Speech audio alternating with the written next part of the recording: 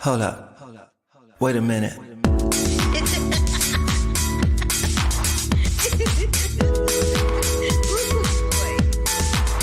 I wish you love, peace, and hair grease. Love, peace, and hair grease, y'all.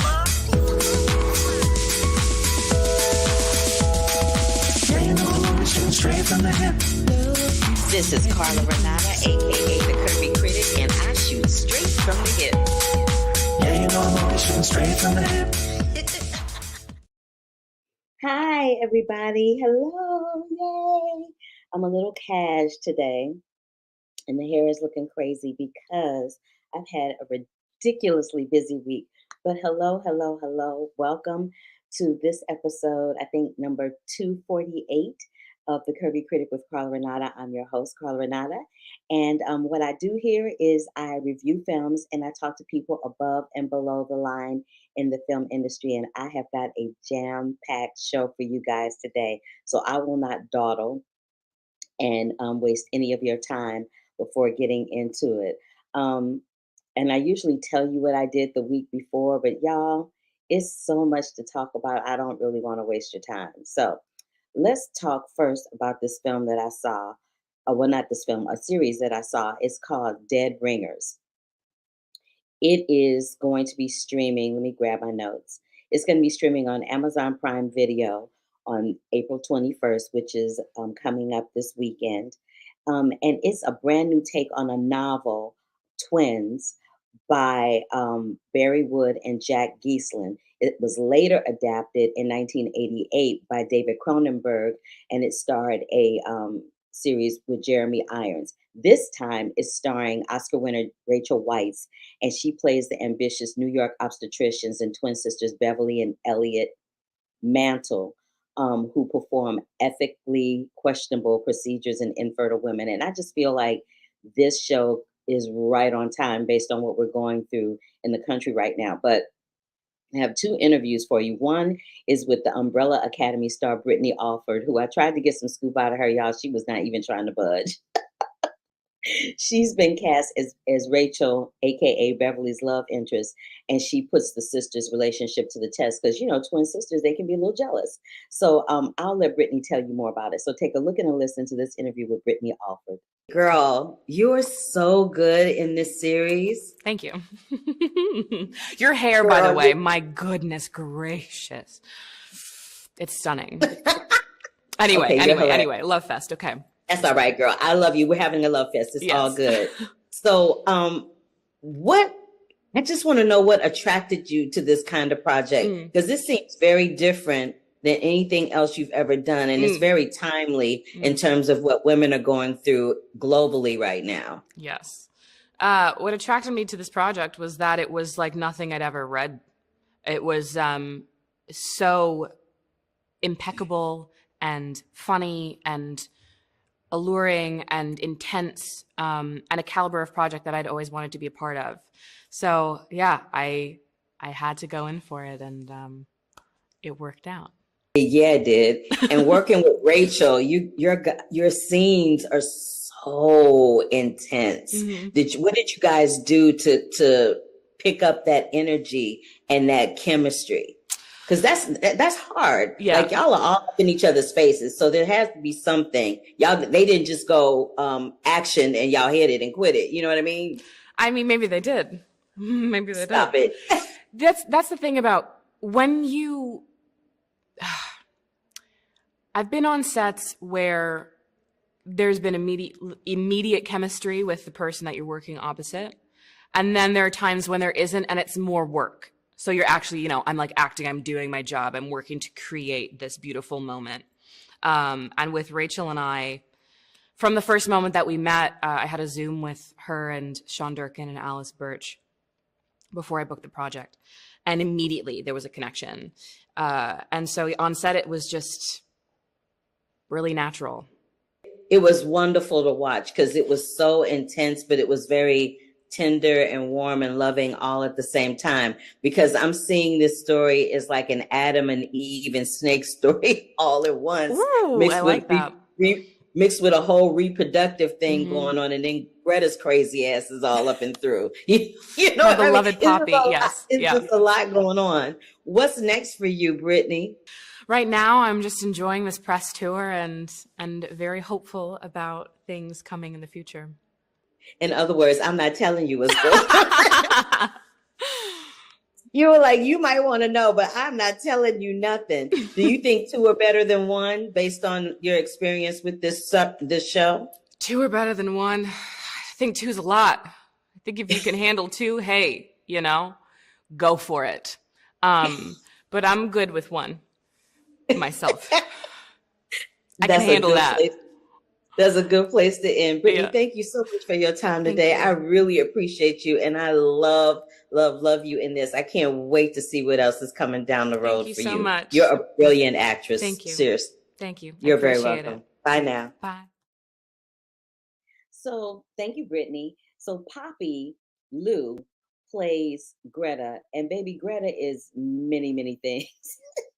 Greta is a lot in Miss Dead Ringers, okay? She is a lot. But the way Poppy Lou plays her, she plays her with such quiet intensity, is so awesome and so lovely. I'm gonna move this a little closer to me. It's so lovely and so awesome and just so, I don't even have the words for how great her performance is, but I'm gonna let her tell you more about it. So take a look and a listen to this interview with another Dead Ringer star, Poppy Lou, and then when I come back, I'll tell you what I did last week. Hi, how you doing? Hi, Carla. It's nice to meet you. It's nice to meet you too. I love your room. Oh, thank you so much. Excellent curation. I was so intrigued when I did a little digging around on you to find out that you're, and please correct me if I'm wrong about this, you're a full spectrum doula? Yeah. And you serve on the board for the board of directors for Sister Songs, Yes. Women of Color Reproductive Justice Collective. Can you tell me what that's about? Yeah. Well, so Sister Song is the founding organization of the reproductive justice movement in the whole country. It was founded originally, I think, in the 90s by, it's either 12 or 14, mostly Southern-based Black women. And now it's a collective of Black, Indigenous, Latinx, and API women and people of color. And the idea was that, like, with second wave feminism, the whole repro rights movement was about like pro-choice, anti-choice. And the reproductive justice movement says, you know, we actually can't talk about choice if you don't talk about access. And they're like, a lot of the communities that we represent and that we come from, like, you know, they don't even have access to be able to talk about choice. You know, like, we have to be able to talk about, like, on the very most basic level, like, if you're in a state that doesn't even have abortion clinics, like, you don't actually have a choice. You know, like, if you don't have the money to access, like, being able to get an abortion, like, you don't have a choice. If you don't have, like, safety in your community to be able to raise your children in, like, healthy environments, like, that's also not a choice.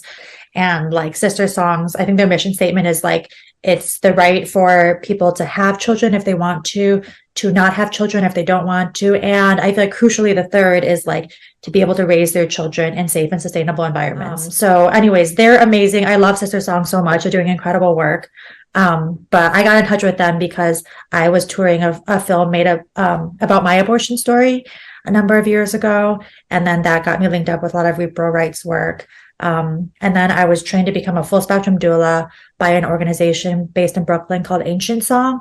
And they take, like, a birth justice approach to it. So it's, as you could, like, it's a topic very close and near and dear to my heart. Now, did any of this inform you taking on Greta? Because, girl, Greta's got some things going on.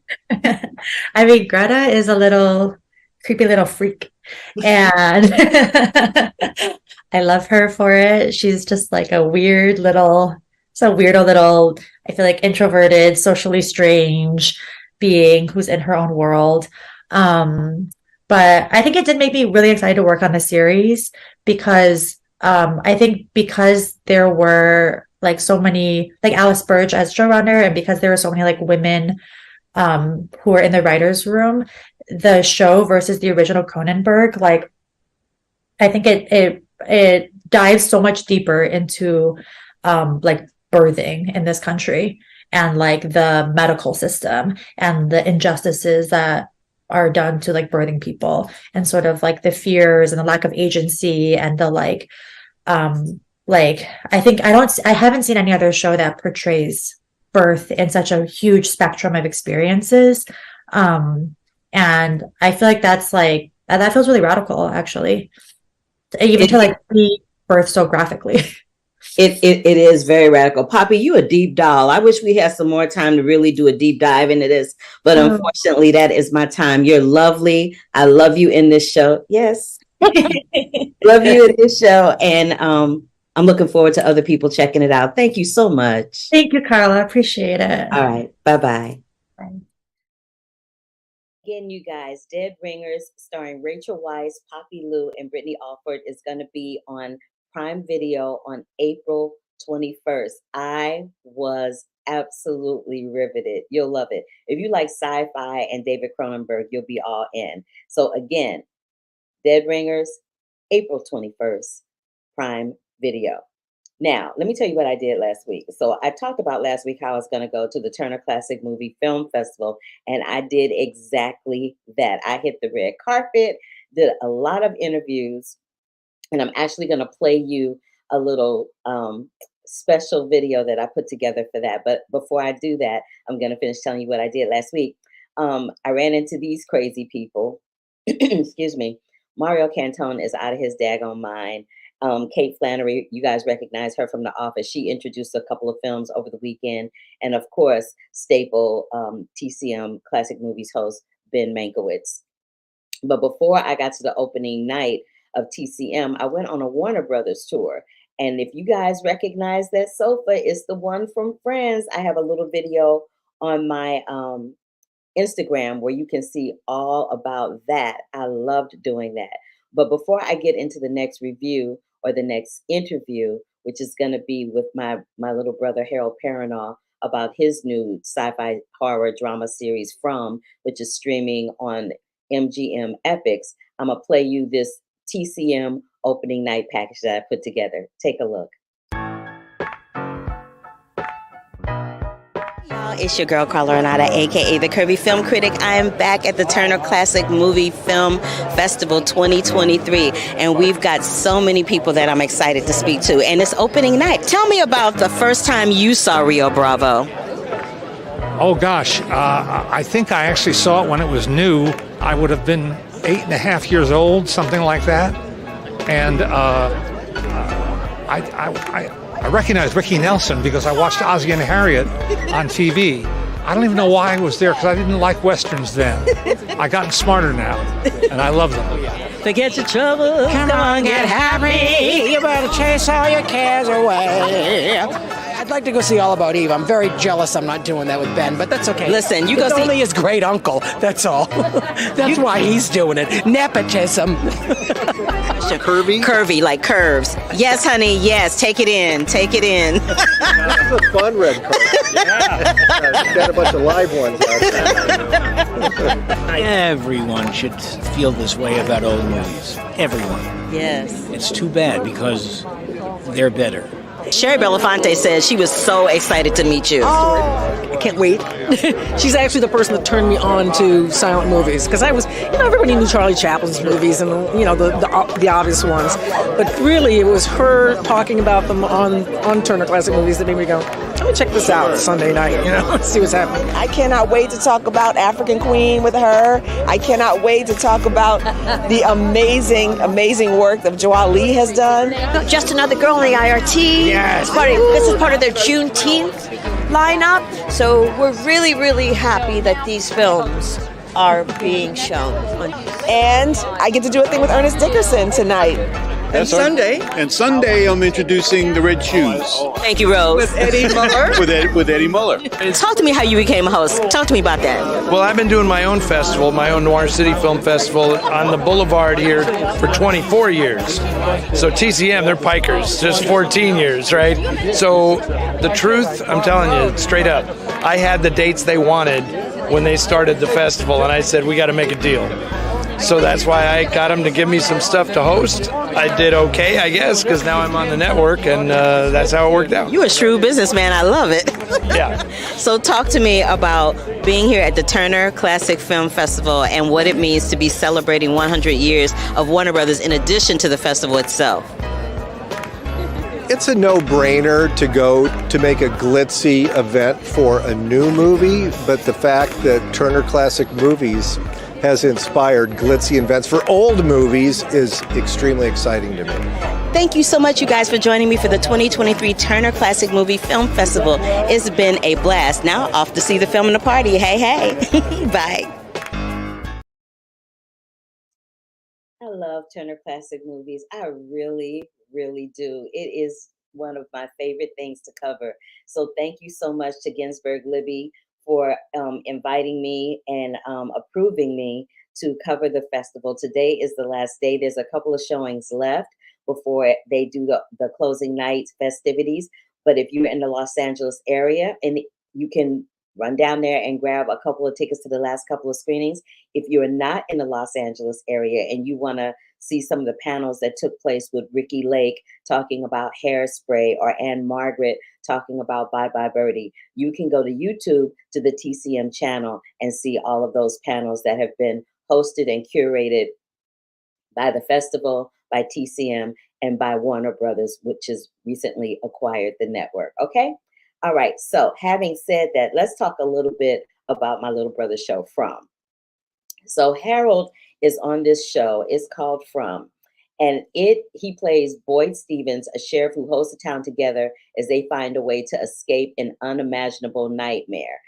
They unravel this mystery of a nightmarish town that traps everybody who enters. So you come in on a bus and, child, you can't leave. As the unwilling residents fight to keep a sense of normalcy and search their way out, they must also survive the threats of surrounding force, including terrifying creatures that come out of the sun, that come out when the sun goes down. Let me come back on camera and talk about this before I go. Baby, you know, I say this all the time. I always say I don't do horror, and then here I am talking about somebody horror. But this is going to be streaming on MGM TV. This is the second season, so they've been greenlit for a second season. And when I tell you, it's just shenanigans. It is shenanigans. But I'll let Harold talk to you about it after we finish giggling our way through the interview. And not for nothing, I hope that MGM TV invites me back for more junkets. And please don't let this be a reflection, but I love what I do, and I love talking, and I like having fun, especially when it's somebody that I know. So take a look and a listen to this interview with my little brother, Harold Perrineau Jr., from his TV show, talking about his TV show, From, that streams on MGM TV+. What's up, Harold? What's up, sis? How are you? You're making me laugh. Oh my God. Let me get my. I don't think they all realize that you're my sister, so I think it's really funny. I know. I'm always like, oh my God, I kept my little brother waiting. This is horrible. He's like, what are you doing? I didn't even know you were doing this today. And then during lunch, Brittany said, you know, Carla's doing this. I was like, what?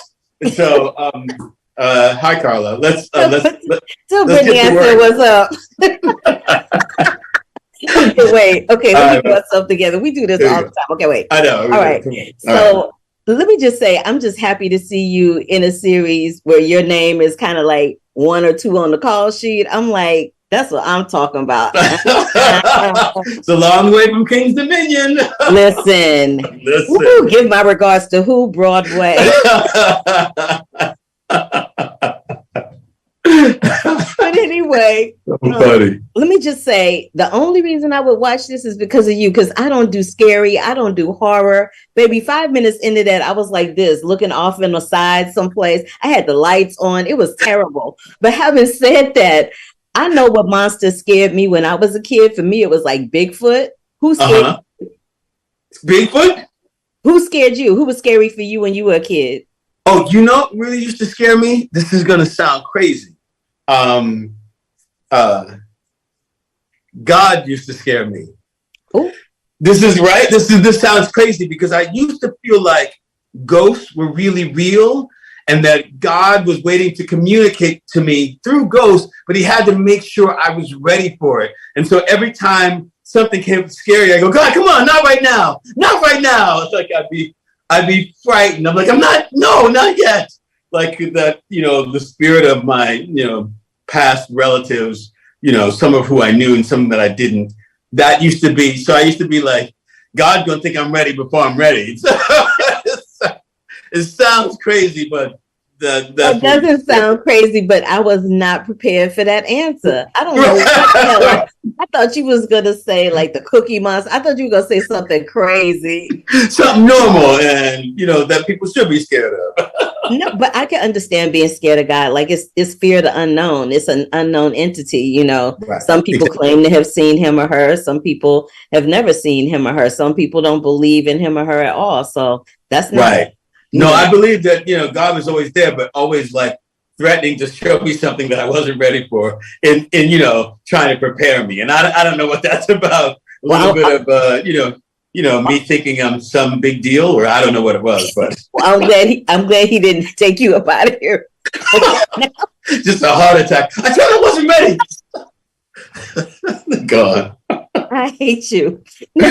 So, they're gonna be mad at us for this one. Sorry. I don't care. I don't really care because you know what? People love watching my interviews when we're having fun because it makes you relatable. It makes me relatable. It makes you not this person in the sky that they think is bigger than God. No pun intended. No, but but having said that, this is like what's up with you in these sci-fi horror franchises. This has very similarities to Lost, which you've been in, Manifest, which you haven't been in. The manifestors are real. What is it that attracts you to these projects, brother? Because they're intense. You know what it is, like especially like with Lost and with this project, I feel like you have a lot of the same writers and stuff like that. Same with Oz, like people who write these characters that are really relatable, that are really, really, really human. And they write these relationships that are really, really, really human. And as we all know, relationships with anybody, they're not easy. They're always tricky. And then you throw them in a circumstance that seems beyond, your comprehension, whether it's in a prison or in a town that you just can't drive out of. You know what I mean? With monsters chasing you at night, the thing that is really interesting is those human reactions, those human connections. And so that's what I'm always kind of interested in. Like I'm always looking for like not stereotypes of who people are, the skinny girl, the kid, the black guy, like none of that. I'm really interested in people and like in portraying people and and finding as real a response, as natural, as organic a response as I can so that people can relate to the humanity of what's going on more than the horror of anything that's going on. But once you can put yourself in those shoes, then you're really having a good time because you're really on the ride. And that's kind of, I like being part of stuff like that. Appreciate you for saying that. And my black ass was on the ride, but I was on the ride scaringly. I was like, I was on the ride and then I got off. But having said that, Harold, thank you for making time for me. You always do. I appreciate you and I love you. I'll see you soon. I love you. I'll see you later. All right. I do love him. I can't even begin to tell you. I've had him on here before. Whenever I want to talk to him, whatever project he's doing, he'll always make it happen. So thank you. And thank you, MGM TV Plus. I hope I didn't embarrass y'all too bad. I tried not to give any spoilers for season 2. So you gotta give me some props for that, okay?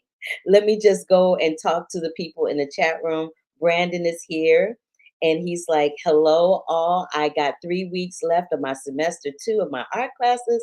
Then in the summer, fall, I'll be in semester 3. I'm also working on my first student film based on my cartoon web comic. I'm pitching. Yes, Brandon. And then he says that, I told him I was going to be talking about Comic-Con, and he says he can't wait for the announcements, not Comic-Con, CinemaCon. He can't wait for the announcements at CinemaCon this week, including animation announcements from each of the studio presentations. I'm kind of looking forward to that myself, and I think I might be talking to some people that have some really good, some really exciting studio news going on. So thank you, Brandon, for popping in. I always appreciate when you do that. All right. Let's talk. We had monsters, and now we're going to go from the mobsters to the mafia. So there is a film that drops today called Mafia Mama. It's directed by Twilight's director, Catherine Hardwicke. So if you've seen any of the Twilight movies, Catherine Hardwicke was the director for all of those. And it is produced by Bleecker Street Films. Now, what it deals with is this mild-mannered suburban mom who unexpectedly, let me find what I'm looking for here. Hold on. She unexpectedly, here we go, inherits, there we go. Oops. What happened? No. What is going on? Okay, there we go. She unexpectedly inherits her late grandfather's mafia empire in Italy, guided by the firm's trusted concierge. And she hilariously defies everyone's expectations as she finds herself stuck in the middle of a deadly mob war. Now, I'm going to give you a review for this, but before I get to the review, I want you to take a look and a listen with these interviews that I did with Catherine, Monica, Tony, and Sophia. I'll let Catherine and Monica talk first. They are a hoot. It's beautiful colors. We love your background. Yes. Thank you. I'm Carla Renata, the Curvy Film Critic. Nice to see you, ladies. Nice to see you, and I love your name too. What Curvy Film Critic. Which brings me to my first question, baby. So I'm a mob movie fanatic. Like I'm a mob movie fanatic, and I am obsessed with The Godfather. I even have this book of quotes from The Godfather. Okay. Bananas. I'm that girl, right? And so I've never seen women over 40 in mob movies have control and have power, right? And there's a quote in my Godfather book that says, in Sicily, women are more dangerous than the shotguns. So I was, I was wondering how you guys feel about that, because I was super stoked and super excited to see Monica and Tony just taking charge. Y'all were so badass. I loved it. We are women and we have the guns, so double double danger. No, really, we had so much fun to play this movie, to play those characters, and Catherine really gave us the freedom to create a beautiful relationship between us, and we could create this connection and affection that carries these two characters in their adventure.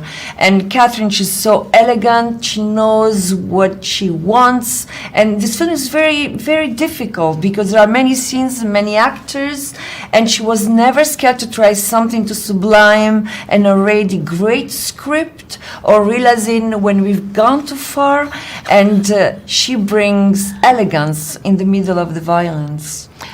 But we could improvise a little bit, you know, I could throw something to Monica and I'd say, maybe that guy was your lover, you know, the dead guy, and she'd be like, ciao Carlito. Catherine, how you gonna go from like Twilight to mob?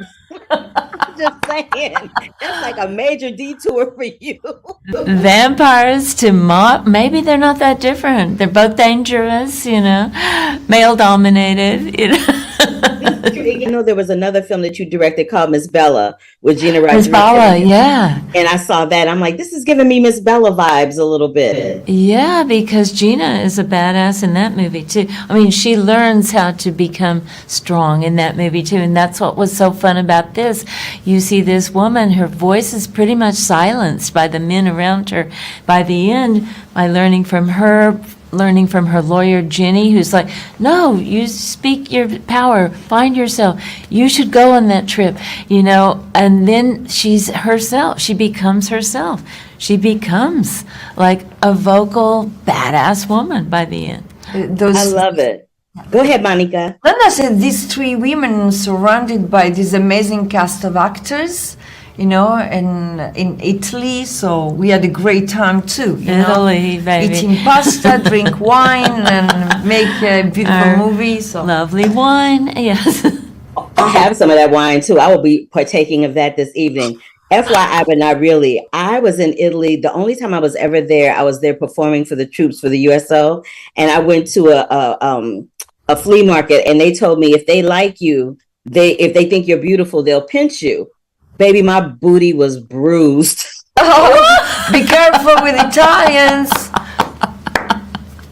The Italians were all over me like white on rice. But having said that, damn, girl. I just want to commend you guys for making such a wonderful statement with curvy women over 40, kicking butt, taking names. Thank you, Catherine, for directing it, girl. You did the daggone thing. Thank you. And also, we want people to dress up like their most badass mafia mama when they go to the theater, and we're going to do a contest. You send yourself, like you would probably win the contest. Send your selfie. We're going to send you a gift. Look, I got my mafia mama nails going on, And I'm dressed as a mafia boss. She's a mafia boss. So you ain't said nothing but a word. I'm going to get that together. I'm going to put it online and let y'all see it. Yeah, baby. Hashtag Mafia Mama. We're going to send you a special gift. Oh, I can't wait. I'm looking for that one. Thank you, ladies. Thank you so much. Thank you. What's happening, ladies? Hey, Carla. How are you? I'm good. Okay for the greeting y'all already have. I love it this early in the morning, baby. Y'all, as friends, gave me all kinds of life. I was cracking up at the EPF. You know what I'm talking about? The EPF. Oh, yes. So I'm just going to say EPF so I don't get in trouble nowhere. That had me hollering out loud, and that is my new motto in life. I'm just saying. We were just talking about getting it tattooed on our bodies. Stop it. Ooh, y'all can do Together. that. I can't get the needles. I am needle phobic. I can't take it. But what I really loved about y'all in this, y'all, what I really loved about you, Tony, was you beating the hell out of that man with that pump, baby. You better beat an assassin with a pump. You better do it. Yeah, our classes really paid off. Yeah, I love that scene too. That's a kind of turning point, I think, for my character, Kristen, because she starts out as someone who's not particularly confident, with no huge sense of self-esteem. And that's a real confronting moment where her life is threatened and she friggin' fights back. It's really exciting to see it happen, and it is violent, but it's also very funny. And that's, I think, what I love about the film. The tone of it is so unusual and so unique, which I think is part the script and part Catherine Hardwick, our director. And a whole lot of you. Oh, you're sweet. I love that we were seeing women in the mob world, because we've never seen that before. And we definitely Exactly. ain't seen no sister in the mob world. So I was like, hello, here we go. Let's go. Hi. Hey, girl, hey. And I really love that you're curvy. That not only are you a woman of color, but that you were a curvy woman of color in a mob movie, because I'm that girl that is about The Godfather. Saying. Oh my goodness. Oh my We've got a goodness. fan here. I'm that girl. So talk to me about in the mob world, and particularly in this movie, there's always this theme of men having to validate women's existence in those worlds, right? They're always saying, they kind of, in the mob world, they don't really give women a lot of autonomy. And in this film with Mafia Mama, y'all have all the autonomy. I would love if y'all could just speak to that for a second. I think that's what's just so exciting about it, because as you said, all the Mafia movies that we've seen before have been from the perspective of men, generally speaking. And so what we do in this movie is just kind of shift the spotlight and not only have women within this world and navigating this world, but three very different women and three very strong women. Kristen doesn't know it yet, but she is the pillar of strength. And then suddenly we have these women who can absolutely overthrow. But what Tony says brilliantly is that, like, we're not, it doesn't feel like we're kind of like, bashing the feminist stick, but we're just being really real and really honest about what it is to be a woman and how a woman can evolve and how our hearts and our strength can do really, really great stuff within a completely kind of can be anarchic world. And so, and as for being like a curvaceous woman in this role, it was so exciting because Jenny is so confident. I mean, she knows she's kind of hot to trot, and that it's so nice to play that. It's so nice to be that. It's so nice to look this way and be the absolute face of kind of confidence and strength and empowerment. And so, yeah, it just feels like one of the most unique things that we will see to date, led by one of the most incredible actors and producers of our time, I think. I think that was lovely said. Y'all gave me life. I love you. I'm a huge fan of both of you. And it was my pleasure to be able to speak with you today about this film. Yay! Oh, for us too. Thank you very much. Thank you. Yes! Thanks so much for listening. I love her. I love you too, Miss Toni Collette. So as we close out, you guys, let me just remind you that Mafia Mama is in theaters right now. Do what Catherine Hardwicke said. Go to the theater, dress up as your most badass Mafia Mama, and they will send you a gift. Make sure that you shout out Mafia Mama and put hashtag Mafia Mama in your post that you put out with your fantabulous outfits on. Okay? Okay. All right. So let me talk about Mafia Mama for a minute. What I said in the interview about it being a women-led mob movie, I've never, ever seen that before. So I was excited for that. As a woman, I was very excited for that. As a woman of color, I was excited to see, a plus size, curvy Black woman in there holding her own, being strong and not being subservient to the white lead character. I really enjoyed that. I also enjoyed Monica Bellucci, who was, she was a concierge, but she also was, she was running stuff on her own. And can we just talk about how that woman is so gorgeous and so like, she just exudes sexuality. I'm just like, girl, I can't. But in addition to that, she's a really gifted actress, and her and Toni Collette really had chemistry, and their scenes were awesome together. There were a lot of Godfather references in the film, hence is why I showed them my Godfather quote book. And I was living for that because, as I said a zillion times, The Godfather is one of my favorite movies. Sophia, who plays Jenny, Toni Collette's lawyer, hilarious. That scene with the pump, if y'all don't do nothing else, see the movie for the scene with the pump that I referenced in the interviews. It's pure hilarious. And EPF stands for Eat, Pray. Did you catch that? Eat, Pray. Got it. So this is a really funny film, but it has very, very little substance. But I enjoyed it. It was fun. Sometimes you just got to see a movie and have some fun. I had a good time, and I had a good time watching these ladies. Now, the next one I want to talk about is a film that has my nephew in it. I'm always claiming people as my relatives, and y'all know I ain't related to half these people, but my little nephew, Kelvin Harrison Jr., is in a film called Chevalier. It's produced by Searchlight Pictures and is directed by Stephen Williams. And Chevalier is dealing with the illegitimate son of an African slave and French plantation owner, Joseph Boulogne, as he rises to improbable heights in French society as a celebrated violinist, composer, and fencer, complete with a love affair and falling out with Marie Antoinette. This film, it drags in some spots. I'm so sorry, Stephen, because I love your work. I do. And I love my boy Kelvin and Samara Weaving, who stars opposite Kelvin, but it does drag in some spots. But I will tell you this is Kelvin Harrison Jr.'s best film to date. He's dealing with some issues in this film that Black men are dealing with currently in the world. Black men are constantly, Black people in general, are constantly being denied for something in a field that they love, not due to lack of skill, but due to the color of their skin and sometimes our gender, right? There's a whole situation with this complicated relationship that he's having with his Black mother and being torn between two different worlds, the world of the French elite and the world where he comes from with his mother, his natural born world that he's never even experienced because he was snatched up and taken to France to study the violin. This film also is dealing with the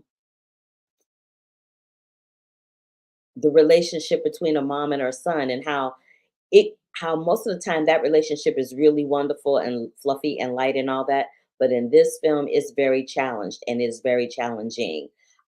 Samara Weaving but I will say this, the young lady who plays his mom, she is quiet fire amazing.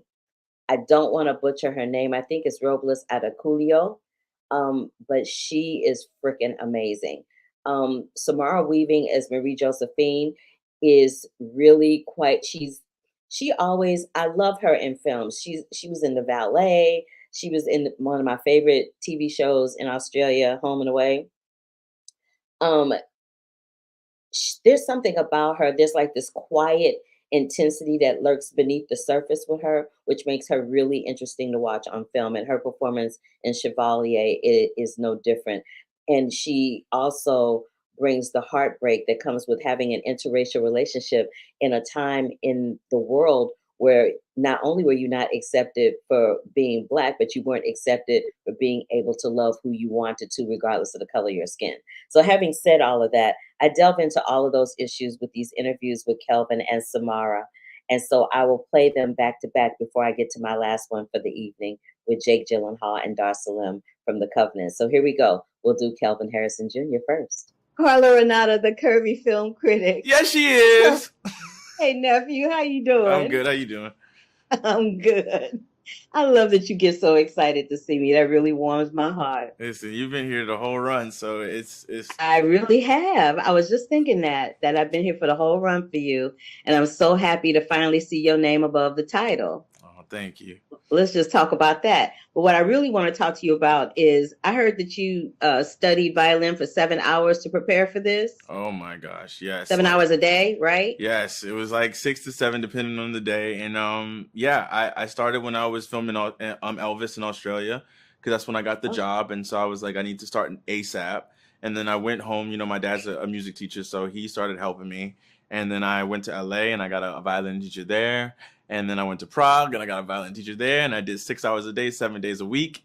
And then when we started shooting, I would shoot all day. I would go do fencing for an hour, and then I would go home and I would do violin for another couple hours, because listen, you can't play Joseph alone without getting it right.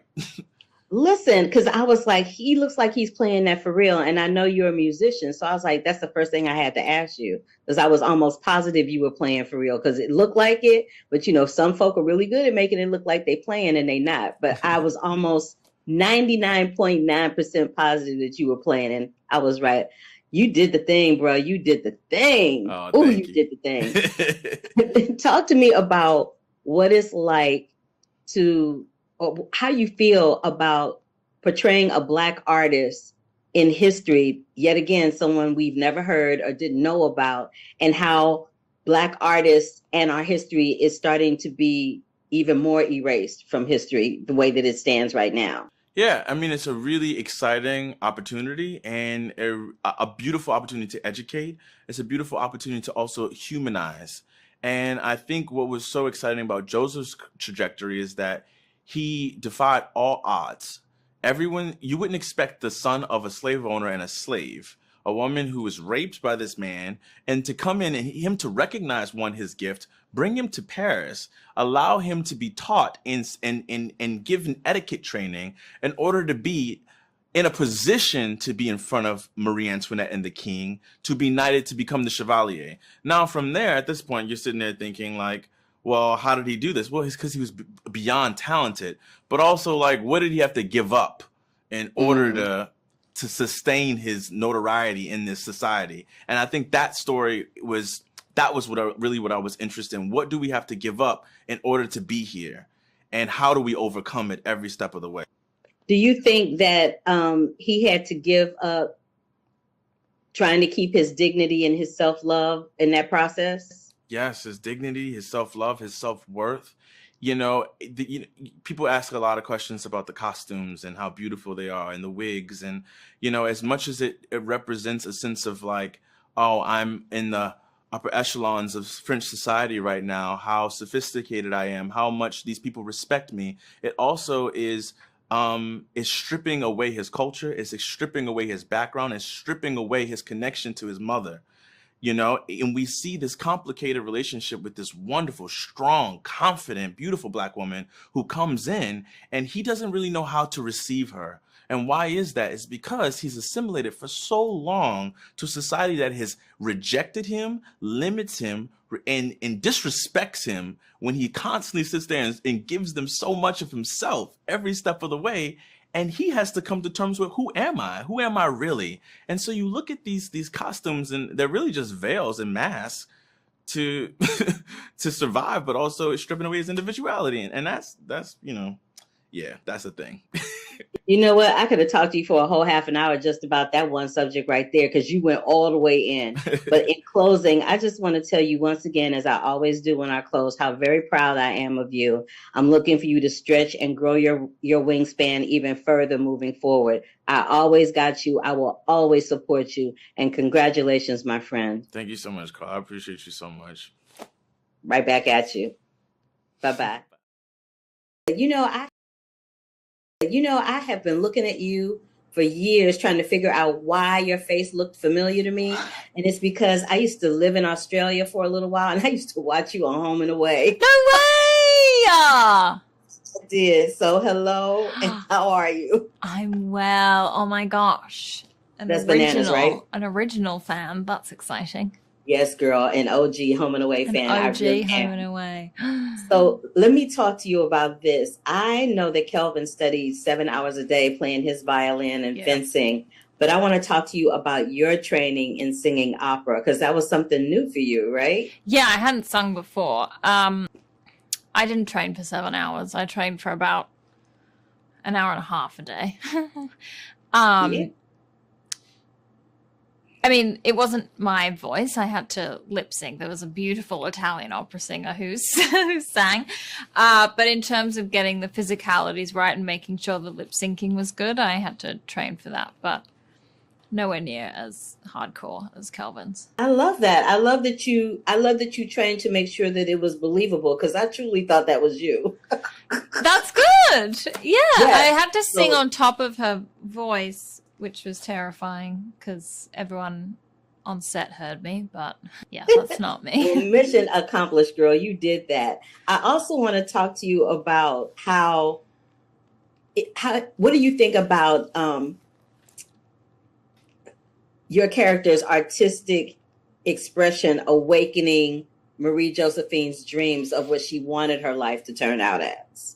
Yeah, I think that was really relatable to me, not knowing really how to express feelings or not being able to, but using her art form to explore those feelings. And I think that's what is really beautiful. Do you think that if Marie Josephine and Joseph had met today, do you think that the cruelty of barring their love out of prejudice would be worse or the same, or where do you think that would fall today? I would assume much better, depending on where they lived, I guess. I don't know if they'd stay together, though. They were very, fiery with one another. They were very toxic for one another, yes. I don't know, toxic, but they just would push each other's buttons a lot and challenge each other, which is fun in the beginning, but I don't know if it would last. But it gets old real quick, right? Yeah. How do you feel about there's a lot of African Americans throughout history who we've never heard of. I've never heard of Chevalier, right? Yeah. And so how do you feel about our race constantly being erased from American history? It shouldn't be that way. And I'm hoping that this movie sparked, it really made me think of who else I haven't learned about or who I knew about. And I hope that's what it does for the audience, makes them think about who are other historical figures we don't know about, and that's we need to keep those people alive. You know what I let's mean? learn this in school. Come on. Yeah, that part. Yeah. Well, having said that, I hate to end on that sour of a note, but you are not sour, and I enjoyed our conversation thoroughly, and I really enjoyed you in the film. I enjoy all your work, being an OG Home and Away fan. So thank you for giving me some of your time today. Thank you. You're welcome. Bye-bye. Bye. So just to recap, thank you, Samara. Thank you, Kelvin. Thanks, everybody. So just to recap, check out Chevalier. It's going to drop on April 21st. Go to the Turner Classic Movie site on YouTube to catch some of the one-on-one interviews from the special panels that they did. Mafia Mama drops tonight with Toni Collette and Monica Bellucci. Don't want to miss that. You also want to check out Dead Ringers, which is dropping on Amazon Prime Video, and From on MGM TV Plus. You don't want to miss that. Now, having said all of that, let me get to my last interview for the evening. I am the daughter of a Marine. And so whenever there's a war film that comes out, I'm always interested to see how close they get to portraying what that life was like. Not that I know what that life was like, not that my dad even has discussed that, because anybody that is the child or wife or relative of somebody that has served in the military will tell you that they never talk about their service. Never, ever, ever. It's too traumatic. It's too triggering. It's all of that. But in Guy Ritchie's The Covenant, we follow U.S. Army Sergeant John Kinley, who actually lives in Santa Clarita, not too far from where I am, who's played by Jake Gyllenhaal, and his Afghan interpreter, Ahmed, who's played by Dar Salim. And after an ambush, Ahmed goes to Herculean lengths to save Kinley's life. When Kinley's family learns that Ahmed and his family were not given safe passage to America as promised, meaning Kinley, feels like he needs to repay the debt, going back to the war zone to retrieve them before the Taliban hunts them down first. When I tell you this movie stressed me the hell out, it stressed me the hell out. It was riveting filmmaking on Guy Ritchie's part. This is not his usual genre of film, and I think he did a wonderful job. There's a lot of drone shots and things, but the way it was executed, I really enjoyed it. I was totally engrossed in the film. The performances by Dar Salim and Jake Gyllenhaal were wonderfully grounded and very engaging. It is a really, I literally was engaged from the first frame to the last, but I'm gonna tell you, it's gonna stress you out. But having said that, I'll let Jake and Dar tell you a little bit more about it with this interview that I did with them. Hi, Carla. Nice to meet you. Nice to meet you. First of all, let me just say this movie stressed me the hell out. Like, what the hell? And let me also say that being the daughter of a former Marine, I know how difficult it is to let go of that mentality, how challenging it can be. So I'm just curious to know for both of you guys, how challenging was it for you to let go of the mentality that you had to inhabit in order to portray these characters who are also real life breathing people? I mean, I think you never let go of your characters. You always take something away from it and into your real life. And for me, this was just a reminder of, as you say, you're on a ride and it's very exciting. But at the heart of it, there's a relationship between two people who are very different, from two very different cultures.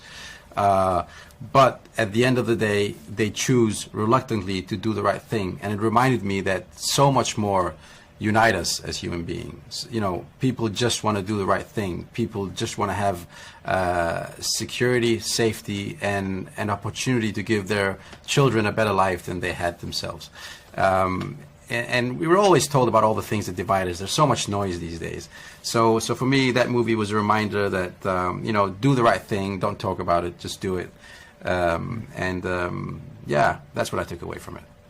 I mean, to me, as an American, I think we're a country of heroes, and oftentimes reluctant ones. And I think that is the fabric of what America is. And I was inspired by the script because when I finished reading it, I thought, you know, it reminded me of the goodness we have in us. Our ethos is no one left behind. And I think that that is the essence of what this story is about. And also I think what's important about it and what I learned from it is that goodness is not about sentimentality. It's not about assuredness. It's not about a lot of things. It's about oftentimes just an action. And oftentimes an action that you begrudgingly do. And to me, it just reminded me, may it be a reminder, and it made me proud to be an American.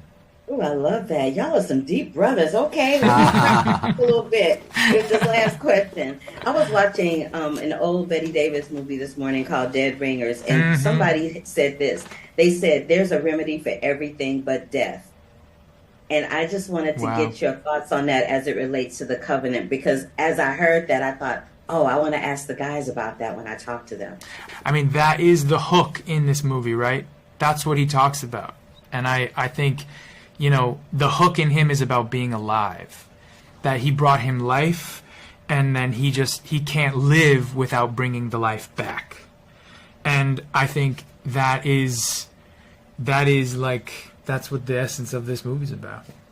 Yeah, totally. And you know, you have to be able to sleep at night as well, you know, because what kind of life do you have if you're not true to yourself and your moral and your compass? So it's also what kind of life, what is life? If you know, it has to be worth living, you have to do it the right way.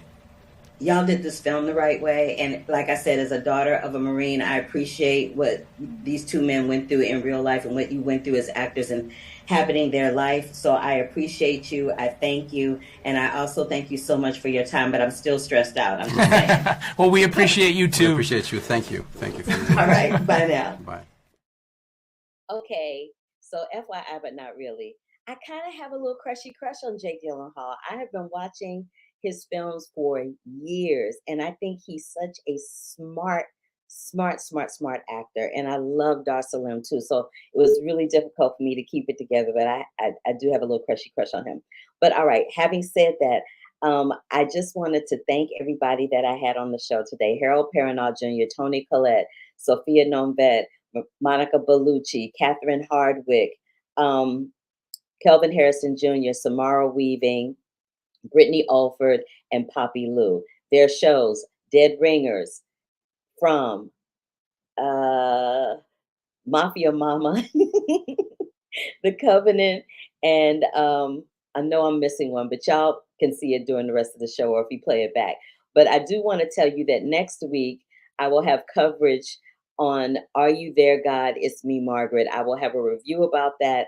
I also covered the carpet for Variety this past week to interview the book writer, Judy Blume. Speaking of which, I will be not only reviewing Are You There, God? It's Me, Margaret, but I will be reviewing Judy Blume Forever, and I'll be speaking to the directors from that documentary, which will be streaming on Amazon Prime Video. I'm also going to have George Foreman from the film Big George Foreman. I'm also going to have some of the showrunners and some of the actors from an ABC signature series called Saint X, which is one of the showrunners is my former showrunner from Heart of Dixie, Miss Lila Gerstein, and two of the stars of Somewhere in Queens, the directorial debut film, which stars and is directed by comedy legend Ray Romano. So that is it, y'all. I know that was a lot and that was super long, but you know, that's how your girl rolls. I'll be trying to bring you the content. I'll be trying to get it to you. Let me go into these comments and read these last couple of ones that Brandon gave me. So he says that he also can't wait for Star Wars Vision Volume 2 and Young Jedi Adventures next month for Star Wars Day. I know I'm living for that myself. And he can't wait to watch Illuminations Mario again when it hits home video. It's also going to hit 1 million. I think you might be right about that, Brandon. I think you might be right.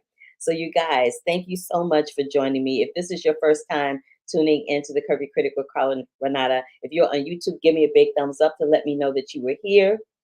Click that bell for notifications. Subscribe to the channel because you never know who you might see here. I have fabulous people here all the time, and I have a good time talking to them. So there's that. But Wash your hands because folk are nasty out there. I had a great time hanging with y'all this afternoon. Thank you so much for hopping in here and hanging out with me. You can see all of the written reviews of the movies that I talk about here at thecurvyfilmcritic.com, thecurvyfilmcritic.com. And you will see, if I didn't show the full versions of the interviews here, you can also see those on the YouTube channel as well. So until next week, when I'll come back with some Judy Blume goodness, baby. Love, peace, and hair grease. Until the next time. Deuces. Wait.